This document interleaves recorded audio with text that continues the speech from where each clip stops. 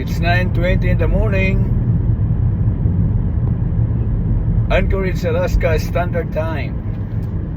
Andito po ako sa labas. Nag-iikot-ikot po ako. Sabi kasi available na po yung 20 pesos kilo ng bigas. Naghanap po ako. Madali lang palang hanapin. Doon po sa mga kadiwa centers all over Philippines, makikita mo yan. At saka yung sa Department of Agrarian Reform offices all over Philippines, available po yung mga bigas na yan. Bakit po? Sa mga piling lugar lang po. Kasi nga po, yung bigas na yan ay nag-abuno po ang government po natin. Ang supposed to be, ang presyo na yan is I believe is 33 pesos per kilo.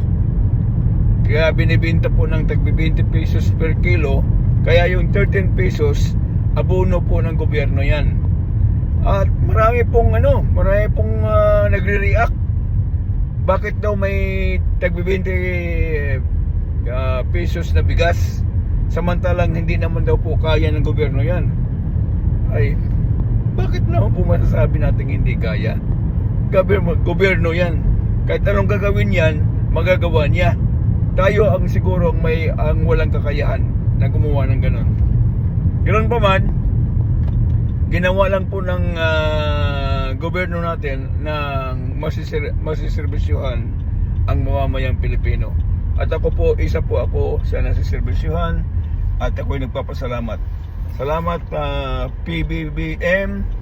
Kayo lang po talaga ang may puso na magbigay ng serbisyo sa mamamayang Pilipino.